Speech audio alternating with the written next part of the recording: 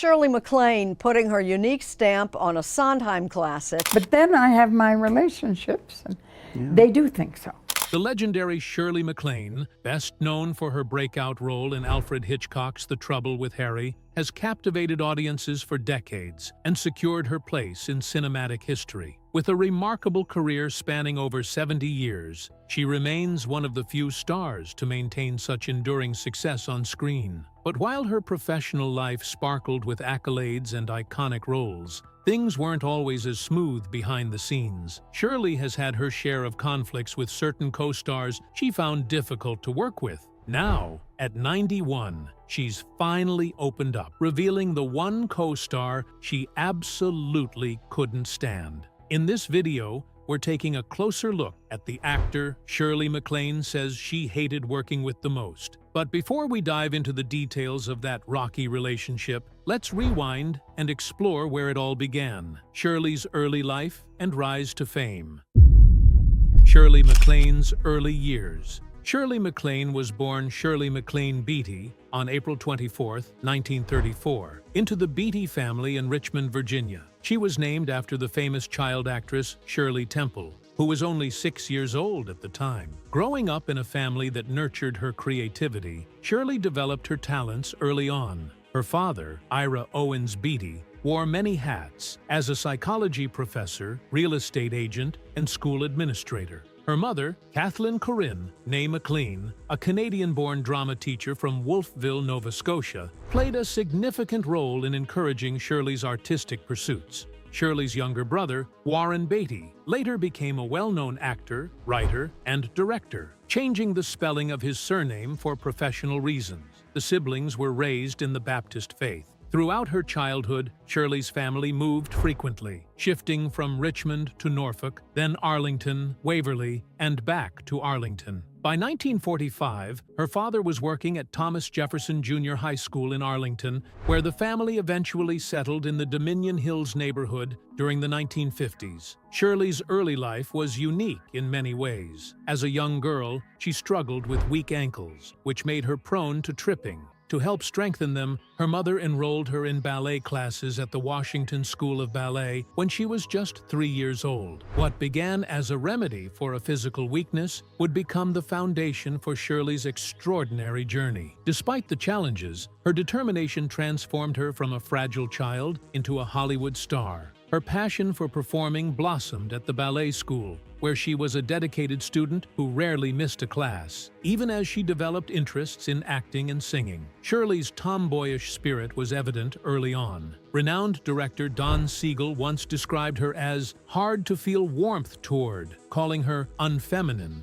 and very, very hard. To channel her energy, Shirley excelled in baseball, earning the nickname Powerhouse. She often played male roles in school productions like Romeo and Juliet and Sleeping Beauty because of her height and the lack of boys in her class. A pivotal moment came during rehearsals for Cinderella when she injured her ankle but chose to perform before seeking treatment. This injury convinced Shirley to leave ballet behind and pursue acting instead, realizing she was too tall and her ankles were too weak for a ballet career. She then attended Washington Lee High School in Arlington, where she was active in the drama club and cheerleading squad. How did Shirley MacLaine rise to stardom, and who was the co-star she found the most difficult to work with? Keep watching to find out.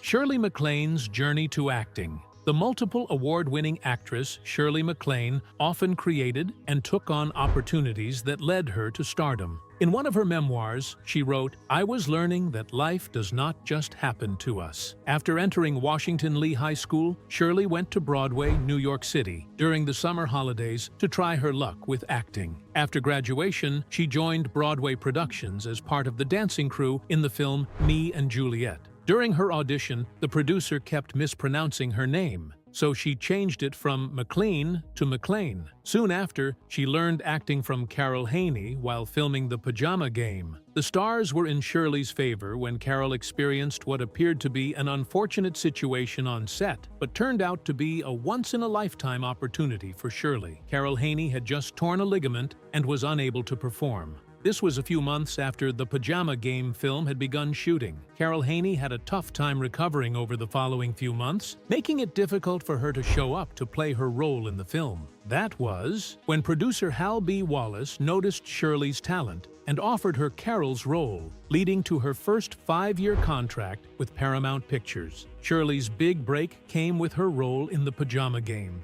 which encouraged Alfred Hitchcock to cast her in The Trouble with Harry, her debut film in 1955. Starring in the movie at age 19 earned her a Golden Globe Award for New Star of the Year actress. After her debut film, The Trouble with Harry, MacLaine began to appear in films that would eventually serve as stepping stones on her journey to fame.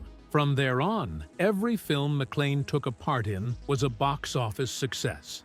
In 1955, she appeared in Artists and Models, a film by Martin and Lewis. Then in 1956, she played the female lead role Aouda in the epic adventure comedy film Around the World in 80 Days, which received the Academy Award for Best Picture. In 1958, she appeared in 3 films: Hot Spell, The Sheep Man, and The Matchmaker. Shirley MacLaine's career continued to soar throughout the 1960s and beyond, as she expanded her range and took on more challenging roles. She became known for her ability to effortlessly shift between comedy and drama, capturing audiences with her magnetic screen presence and versatility. Films such as The Apartment, 1960, which earned her an Academy Award nomination, solidified her status as one of Hollywood's most talented and sought-after actresses. Throughout her career, MacLaine consistently pushed boundaries and defied expectations, often choosing roles that explored complex, sometimes controversial themes. Aside from her cinematic achievements, Shirley also gained recognition for her outspoken personality and spiritual journey, which she openly shared in her memoirs and interviews. This authentic self-expression endeared her to many fans who admired her courage both on and off the screen. Despite the glamour and accolades, Shirley never shied away from discussing the challenges she faced, including difficult co-stars and the pressures of Hollywood life. Her resilience and dedication have inspired generations of performers. Even after decades in the industry, MacLaine remained committed to her craft, taking on roles in television, theater, and film that showcased her evolving talents. Her legacy is one of pioneering spirit and unwavering passion for storytelling, qualities that have made Shirley MacLaine a true legend in the world of entertainment. Rise to fame. Shirley's path to fame was exciting, daring, and fast. In 1958, she starred in numerous films before entering Ocean's 11 with the Rat Pack, which featured Frank Sinatra. After working with the Rat Pack, Shirley was invited to be an exclusive member of the group of 5 informal entertainers. The Rat Pack became infected with the free-spirited and outgoing actress energy. Her rise to fame came with her performance in the 1960 romantic film The Apartment, featuring Jack Lemmon, who played the role of an insurance clerk, and Fred MacMurray, who played the role of Baxter. The film received multiple Academy Award nominations, including Best Director, Best Art Direction, Best Original Screenplay, and Best Film Editing, among others, making it one of the best-released films in the 60s. Although Shirley was close to snagging the award, she lost out to Elizabeth Taylor. The Apartment film received numerous accolades. Charlize Theron, a well-known film critic, commended MacLaine for bringing the black-and-white film to life, describing it as raw, real, and funny. Shirley's success with the romance-themed film inspired her to star in other films and collaborate with other great actors over the years. Following her achievements, Shirley went on to enjoy greater accomplishment in films like Irma la Douce, 1963, and The Children's Hour, 1961. Despite her successful beginnings, she was without awards or nominations for 14 years. This caused her to question her career. She continued performing throughout this time with little success, but as a result of a lawsuit, Shirley lost a $750,000 job for the film musical Bloomer Girl. In 1969, her movie Sweet Charity, directed by Bob Fosse, became a financial disaster despite winning her a Golden Globe nomination. This movie was where she got her theme song, If My Friends Could See Me Now. Ever since then, this song has been the theme music played at any interview Shirley participated in. Shirley took a break and came back stronger in 1977, earning her fourth Best Actress Oscar nomination for The Turning Point. In her over 60 years of acting career, Shirley has won 1 Oscar, received 70 nominations, and 50 wins. Career decline and abrupt break. There's no doubt that Shirley has been an incredible actress throughout her career, but was she facing challenges? After nearly 2 decades of remarkable performances, some began to wonder if the film icon was losing her spark, especially following the financial disappointment of Sweet Charity. In response, Shirley took a step back from acting for a few years to focus on writing and other interests, signaling a shift after what seemed like a slowdown in her career. In 1970, she published her first memoir, Don't Fall Off the Mountain, where she recounted her tense encounter with Hollywood columnist Mike Connolly. Notably, on June 11, 1963, Shirley made the cover of the New York Post after a heated confrontation in Connolly's office, where she punched him in the mouth over a column he wrote about her ongoing legal battle with producer Hal B. Wallace, whom she sued for breach of contract. From 1970 to 1976, Shirley's career experienced a dip. She moved into television, starring as a photojournalist in the sitcom Shirley's World, co-produced by ITC and Sheldon Leonard, and filmed in the UK.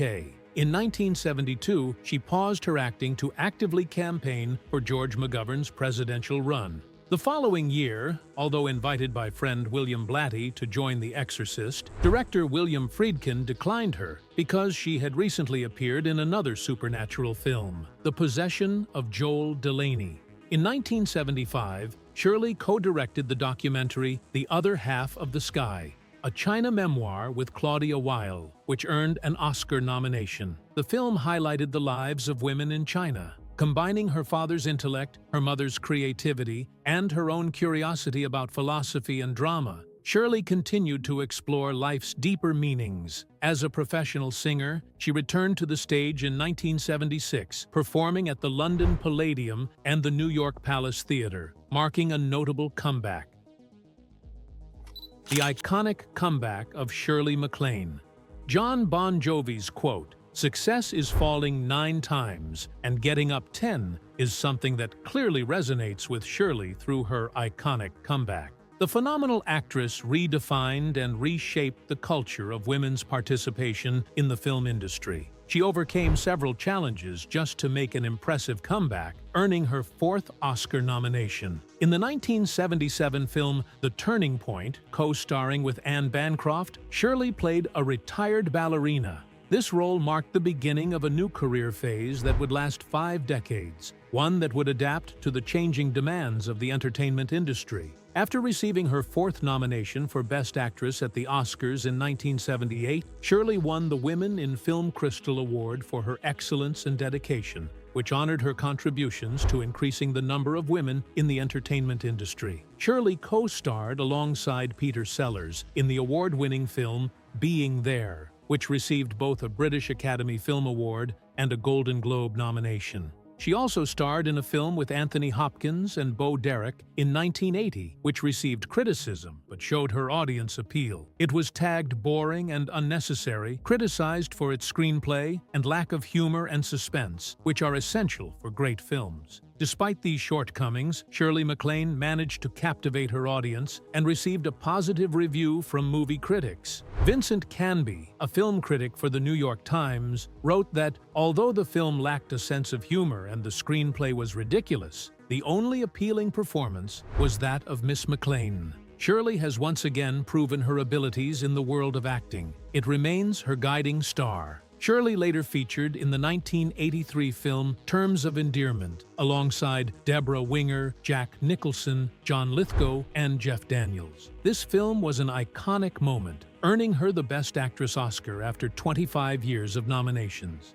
Aside from that, the film was classified as the 2nd highest-grossing film of 1983 after grossing over $108.4 million in domestic box office. Shirley continued her successful career, starring in films like Steel Magnolias, 1989, which also featured the likes of Dolly Parton, Sally Field, and Julia Roberts. It became a box office hit and earned her a British Academy Film Award. In 1990, she starred in Postcards from the Edge, earning another Golden Globe nomination. Shirley is a highly talented and versatile actress, known for taking on challenging roles. She played a strong-willed, compulsive mother in Terms of Endearment, earning her an Oscar and a First Lady role in Guarding Tess in 1994. Despite starting her acting career in the 1950s, Shirley has continuously reinvented herself, remaining relevant into the 21st century. In 2000, she directed her first feature film, Bruno, also known as The Dress Code,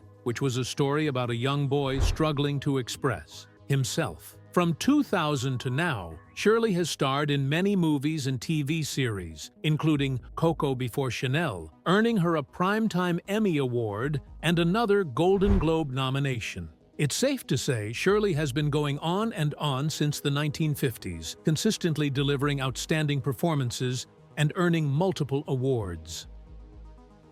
Relationships and marriage. Shirley, the strong-willed and eccentric personality who spent most of her life on set and behind cameras, is also human.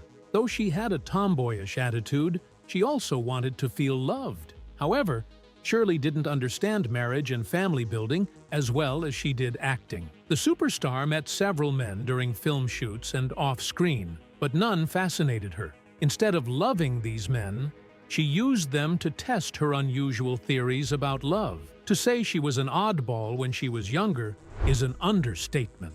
Before settling with the so-called father of her daughter, Steve Parker, Shirley had several affairs with prominent men, including Australian politician Andrew Peacock, Lord Mountbatten in the early 1960s, and Swedish Prime Minister Olof Palme. She sure did have a lot of men. In one of her memoirs, Shirley described Steve's charm and attractiveness. She had high standards and was a beautiful young woman with long legs that mesmerized men. Shirley wrote, "He was handsome, almost overly charming, intelligent, and had azure eyes of a depth and perception that touched me immediately. But more than that, our connection had the shock of destiny attached to it." Shirley eventually married Steve Parker in 1954. However, their open marriage was short-lived and filled with so many controversies. They later divorced in 1982. Before their divorce, Shirley and Steve had a daughter, Sachi, who was born in 1956. Sachi later discovered that her biological father wasn't Steve Parker, but an astronaut named Paul.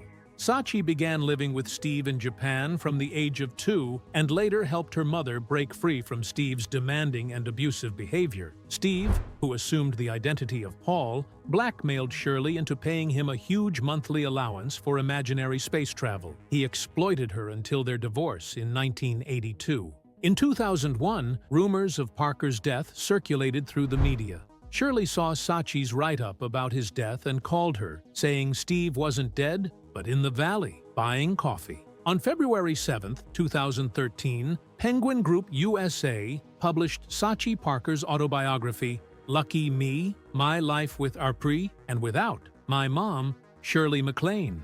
MacLaine described the book as virtually all fiction. During the time Shirley was still married to Steve Parker, her relationship with Robert Mitchum stood out. Shirley MacLaine described Robert Mitchum in her 2011 book, I Am Over All That, saying, "Life happened to him. I happened to him. He rarely made anything happen." MacLaine first met Mitchum, Hollywood's typical bad boy, on the set of 2 for The Seesaw in 1962. In My Lucky Stars, she describes him as a complex mystery, multifaceted, ironically humorous, shy to the point of detachment, and unable to express his wants. She saw him as a perfect project. Despite both being married, MacLaine and Mitchum had a passionate 3-year affair. Mitchum, who is over 2 decades older than MacLaine, found her face treacherously beautiful, comparing her to some enchanted goblins. MacLaine was captivated by the poetic, troubled, and primal Mitchum, who spoke in riddles and lived in the moment. They were both wanderers, so they traveled widely together, visiting places like Africa, Paris, New York, London, and New Orleans. In April 2011, while promoting her new book, I'm Over All That, Shirley MacLaine revealed to Oprah Winfrey that she had an open relationship with her husband. MacLaine also mentioned that she often fell for the leading men she worked with, except for Jack Lemmon in The Apartment and Irma la Douce, and Jack Nicholson in Terms of Endearment. Shirley's life has revolved around film and television. However, most people have wondered what Shirley is like off the screen. Keep watching to find out. Life beyond the screen. In her memoir, Don't Fall Off the Mountain, she wrote, "I cared more about the life beyond the camera than the life in front of it." Shirley enjoys life outside of acting, being a prolific writer interested in metaphysics, spirituality, and reincarnation. She is also a singer. Shirley has written over 14 memoirs about her Hollywood career, marriage, and her most recent memoir, Out on a Leash, which was written during the COVID lockdown. Her books encourage readers to reflect deeply. Shirley enjoys walking. In 1994, she began a 500-mile solo pilgrimage on the Santiago de Compostela Camino. Despite the pain and memories it stirred, she enjoyed the journey until the media spotted her and intruded with cameras, which she strongly opposed, even throwing stones at a crew member. Shirley is also an activist who uses her influence for political activism. Shirley MacLaine and her brother Warren Beatty played key roles as fundraisers and organizers for George McGovern's 1972 presidential campaign. She wrote the book McGovern, The Man and His Beliefs That Year, and appeared at her brother's concerts, Four for McGovern and Together for McGovern.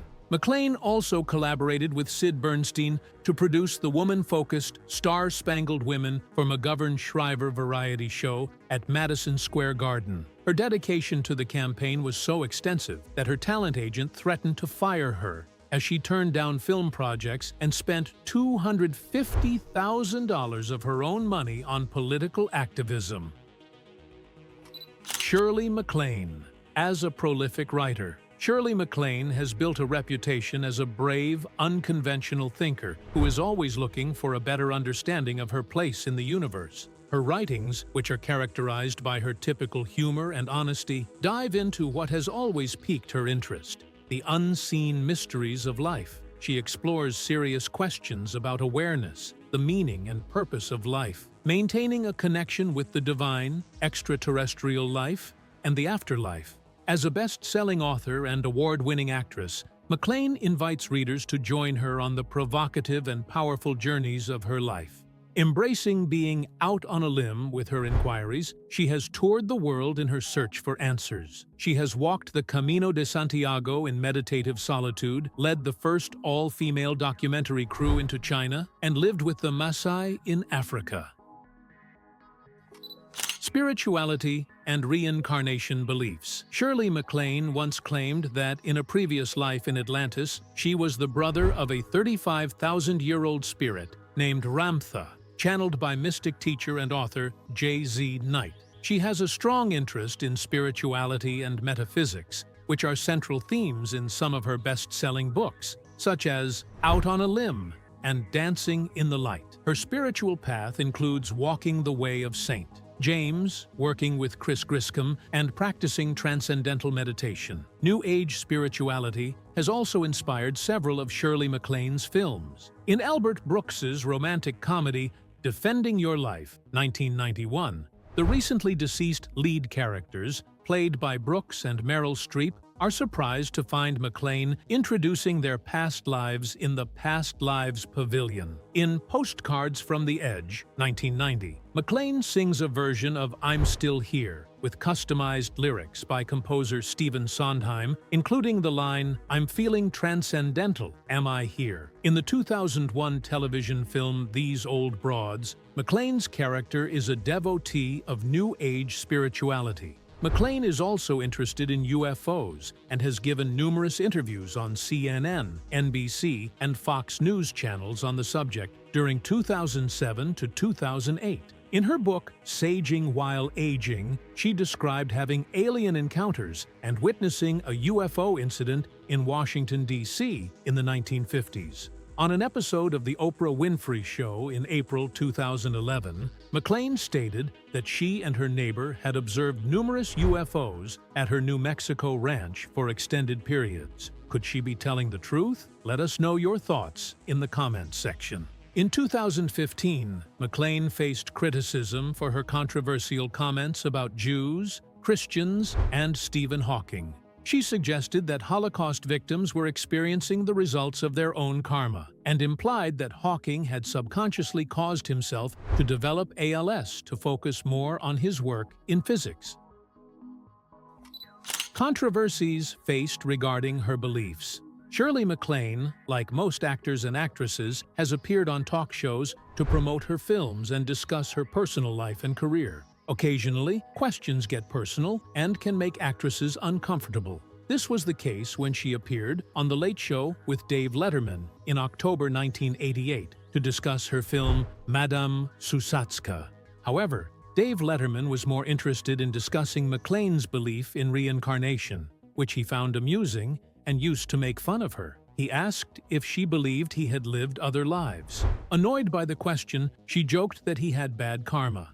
Letterman then joked about her supposed past lives, suggesting she had been a monk and a harem dancer. MacLaine tried to explain seriously that her belief came from spending time in Asia, where reincarnation is a common belief. Yet, Letterman continued to mock her views. During the commercial break, she told him she didn't want to discuss reincarnation anymore in the second half of the interview. However, he persisted, forcing her to burst out quoting Cher, who had a bad experience on the show. MacLaine said, "Maybe Cher was right. Maybe you are an," and left the rest to the audience's imagination. This caused an awkward moment, and Letterman asked if she was genuinely upset or just acting. She replied that he should be able to tell. Shortly afterward, Letterman ended the interview, and MacLaine left, not returning after the commercial break. She recalls how awful he was, and they had a hard time getting over the incident. It's definitely obvious that she must have hated Dave Letterman. However, she wasn't his co-star. She was just his guest. Now, let's get to see which co-star she hated the most. The co-star Shirley hated most. It's quite ironic that the film that led to Shirley MacLaine's stardom also brought her the co-star she hated most. For many actors, Shirley MacLaine was either a challenging co-star or a joy to work with, depending on their attitude and relationship with her on set. Some may believe Shirley's most hated co-star was the award-winning director, Don Siegel, but that is far from the case. Shirley never hated Don Siegel, even when they faced numerous challenges while shooting the classic Two Mules for Sister Sarah together. Don was fond of picking on Shirley for her manly attitude and lack of feminine appeal. However, this didn't faze Shirley, who later stated that she adored Don Siegel and admired his tough demeanor both online and in real life. So if not Don Siegel, who described her as a man, who else could be the co-star Shirley hated? The next person that comes to mind is the actor known for his fondness for alcohol, Sir Anthony Hopkins. Shirley played the role of Deborah Winger's mother in the multi-award-winning film Terms of Endearment. However, even before her conflict with Deborah, Shirley had worked with several actors who didn't like her, and Anthony Hopkins was one of them. Anthony and Shirley never got along on set,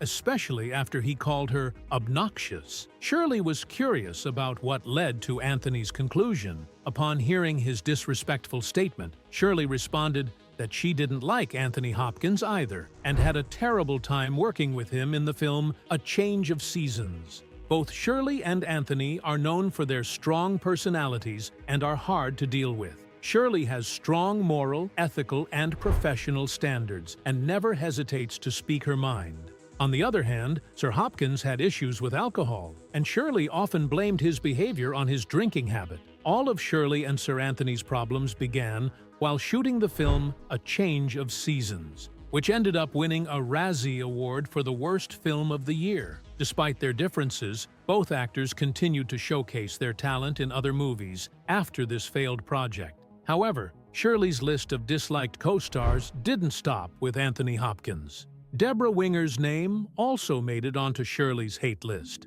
Now, here comes the plot twist. For the longest time, Shirley had dreamed of working with the talented Deborah Winger. Both actresses admired each other's work and were excited to finally be sharing the screen. One might think their collaboration would be smooth, but it wasn't anything of the sort. it seemed like Deborah Winger had some hidden issues with Shirley. Although their performances together were highly praised, surpassing the disaster of A Change of Seasons, their off-screen relationship was strained. Both actresses received nominations for their roles, with Shirley winning and praising Deborah as an actress with turbulent brilliance. Their relationship, however, was superficial. Rumors circulated about arguments and even fistfights, which they both denied. In one of Shirley's memoirs, she recounted a shocking incident where Deborah allegedly pulled Shirley's skirt and farted in her face during a fight. When asked about it, Deborah was unable to defend herself convincingly. After multiple embarrassing incidents, Shirley named Deborah Winger the co-star she hated the most and vowed never to work with her again.